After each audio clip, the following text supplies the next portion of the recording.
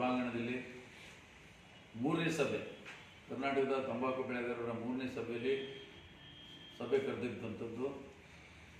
ಕಾರಣ, ತಂಬಾಕು ಬೆಲೆ ಕಡಿಮೆ ಬೆಲೆಯಲ್ಲಿ ಖರೀದಿ ಮಾಡ್ತಾ ಇದ್ದಂಥ ಮಾರುಕಟ್ಟೆ ಹರಾಜಿನಲ್ಲಿ ಕಂಪ್ನಿಗಳು ನಮಗೆ ನಷ್ಟಕ್ಕೆ ರೈತರು ಒಳಗಾಗ್ತಾ ಇದ್ದಾರೆ.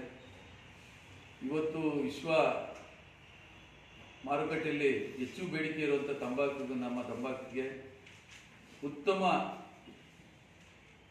ಒಂದು ಗುಣಮಟ್ಟದ ತಂಬಾಕು ಉತ್ಪಾದನೆ ಮಾಡಿರುವಂಥ ಈ ಸಂದರ್ಭದಲ್ಲೂ ಕೂಡ ನಮಗೆ ಉತ್ತಮ ಸರಿಯಾದ ಬೆಲೆ ಕೊಡದೆ ಕಂಪ್ನಿಗಳು ಮೋಸ ಮಾಡ್ತಾ ಇರೋ ಕಾರಣಕ್ಕಾಗಿ ನಾವು ಇವತ್ತು 3ನೇ ಸಭೆ ಏನು ಇವತ್ತು ನಾಳೆಯಿಂದ ಮಾರ್ಕೆಟ್ನ ಬಂದ್ ಮಾಡಬೇಕು ಅಂತ ಏನೋ ತೀರ್ಮಾನ ತಗೊಂಡಿದ್ದು, ಆ ವಿಚಾರವಾಗಿ ಇವತ್ತು ಸಭೆ ಕರೆದಿದ್ದು.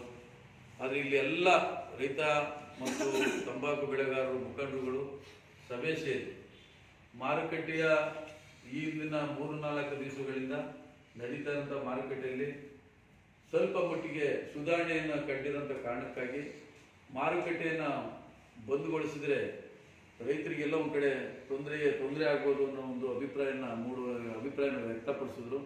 ಆ ಕಾರಣಕ್ಕಾಗಿ ಮಾರುಕಟ್ಟೆನ ಏನು 26ರಿಂದ ಬಂದು ಮುಂದೂಡಿ 5ನೇ ತಾರೀಕು ಎಲ್ಲ ಎಂಪಿಗಳ ಮನೆಗಳ MP 4 ಈ ತಂಬಾಕು ಉತ್ಪಾದನೆ ಮಾಡುವಂಥ ಪ್ರತಿನಿಧಿಗಳಿರುವಂಥ 4 ಜನ ಎಂಪಿಗಳು. ಅದು ಮೊದಲನೇದಾಗಿ ನಮ್ಮ ಮೈಸೂರು ಒಡೆಯವರವರು ಮತ್ತು ಸುನಿಲ್ ಬೋಸ್ ಅವರು ಚಾಮರಾಜನಗರ MP, ಮತ್ತು ಮಂಡ್ಯ MP ಕುಮಾರಸ್ವಾಮಿಯವರು, ಮತ್ತು ಹಾಸನ MP ಶ್ರೇಯಸ್ ಪಟೇಲ್ ಇವರ ಕಚೇರಿ ಮುಂದೆ ಧರಣಿ ಮಾಡೋಂಥ ಒಂದು ತೀರ್ಮಾನ ತಗೊಂಡಿದ್ದೀವಿ. ಆ ಧರಣಿ ಮಾಡೋಂಥದ್ದು ಉದ್ದೇಶ, ಆ ಸಮಸ್ಯೆಗಳ ಬಗ್ಗೆ ನಮ್ಮ ತಂಬಾಕು ಕ್ಷೇಮಾಭಿವೃದ್ಧಿ ಸಂಘದ ಕಾರ್ಯದರ್ಶಿಗಳು ಹಾಗೂ ನೂತನವಾಗಿ ಕಾಪ್ ಸದಸ್ಯರಾಗಿರುವಂಥ ಪ್ರಭಾಕರ್ ಅವರು ಆ ಒಂದು ಯಾವ ವಿಚಾರಗಳನ್ನ ಇಟ್ಕೊಂಡು ಧರಣಿ ಮಾಡ್ತೀವಿ ಅನ್ನೋ ವಿಚಾರನ ಅವರು ಘೋಷಣೆ ಮಾಡ್ತಾರೆ. ಆ ಘೋಷಣೆ ಮಾಡೋ ಮೂಲಕ ಮುಂದಿನ ಹೋರಾಟನ ರೂಪಿಸಿ ಇವತ್ತಿನ ಸಭೆಯನ್ನು ಮುಕ್ತಾಯ ಮಾಡ್ತಾರೆ. ವರ್ಜೀನಿಯಾ ತಂಬಾಕು ಬೆಳೆಯನ್ನು ಬೆಳೀತಾ ಇದ್ದೀವಿ.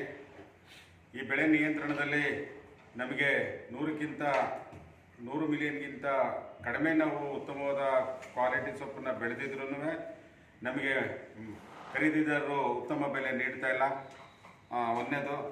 ಎರಡನೇದು, ಖರೀದಿ ಕಂಪನಿಗಳು ರೈತರು ಬೆಳೆದ ಎಲ್ಲ ಗ್ರೇಡ್ನ ಹೊಗೆ ಸೊಪ್ಪನ್ನು ಖರೀದಿ ಮಾಡಬೇಕು.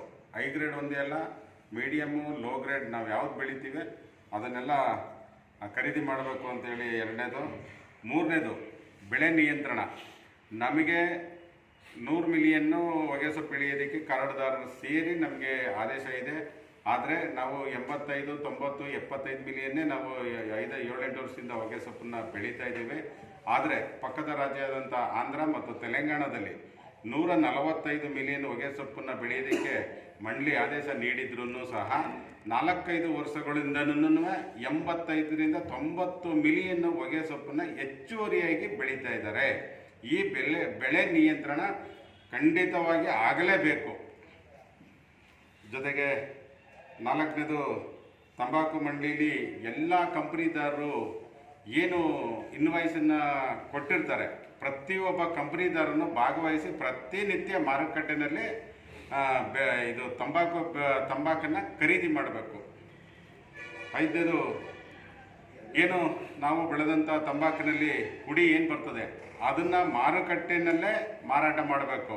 ಯಾಕಪ್ಪ ಅಂತ ಹೇಳಿದ್ರೆ ನಾವು ಬೆಳೆದಂಥ ಹುಡಿನ ಹೊರಗಡೆ ಮಾರಾಟ ಮಾಡಿದ್ರೆ ಕೆಲವು ಕಂಪನಿಗಳು ಸ್ವಂತ ಹಿತಾಸಕ್ತಿಯಿಂದ ಹೊರಗಡೆ ಎಲ್ಲ ಹುಡಿ ಹಾಕಿ ಮಧ್ಯದಲ್ಲಿ ಹೈ ಗ್ರೇಡ್ ಸೊಪ್ಪನ್ನು ತಗೊಂಡೋಗ್ತಾ ಇದ್ದಾರೆ ಕರ್ನಾಟಕದಿಂದ ಆಂಧ್ರಕ್ಕೆ. ಇದು ಮಂಡಳಿಗೂ ಅನ್ಯಾಯ ಮಾಡ್ತಾ ಇದ್ದಾರೆ, ನಮ್ಮ ರೈತರಿಗೂ ಅನ್ಯಾಯ ಆಗ್ತದೆ. ಅದರಿಂದ ಮಂಡಳಿನೇ ಖರೀದಿ ಮಾಡಬೇಕು ಅಂತೇಳಿ ಈ ಮೂಲಕ ಆಗ್ರಹ ಮಾಡ್ತಾ ಇದ್ದೀವಿ.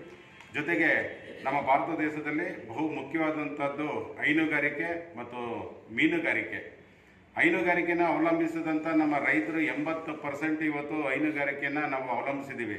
ಅದನ್ನು ಮತ್ತು ಮೀನು ಸಾಗಾಣಿಕೆನ ಏನಾದ್ರೂ ಹೊರದೇಶದವ್ರಿಗೆ ನಮ್ಮ ದೇಶದಲ್ಲಿ ಪ್ರವೇಶ ಕೊಟ್ಟರೆ, ಈಗ ಹಾಲನ್ನು ಹೊರದೇಶದಿಂದ ತಂದು ನಮ್ಮ ದೇಶಕ್ಕೆ ಮಾರಾಟ ಮಾಡಿದ್ರೆ ನಮ್ಮಲ್ಲಿರೋಂಥ ರೈತರಿಗೆ ತುಂಬ ಸಮಸ್ಯೆ ಆಗ್ತದೆ. ಆದ್ದರಿಂದ ನಮ್ಮ ದೇಶದಿಂದ ಹೊರಗಡೆ ದೇಶದಿಂದ ಮೀನು ಮತ್ತು ಹಾಲನ್ನು ಖರೀದಿ ಮಾಡೋದಕ್ಕೆ ನಾವು ಬಿಡೋದಿಲ್ಲ, ತಂದು ಮಾರಾಟ ಮಾಡಬಾರ್ದು. ಕೇಂದ್ರ ಸರ್ಕಾರ ಒಪ್ಪಿಗೆ ಕೊಡಬಾರ್ದು ಅಂತೇಳಿ ಈ ಮೂಲಕ ಆಗ್ರಹನ ಮಾಡ್ತಾ ಇದ್ದೀವಿ.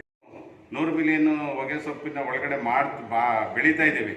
ಕಾರಡುದಾರರು ಸೇರಿ ನಾವು 100 ಮಿಲಿಯನ್ ಗಡಿ ದಾಟಿದ್ರೆ ನಮಗೆ ದಂಡ ವಿಧಿಸಬೇಕು.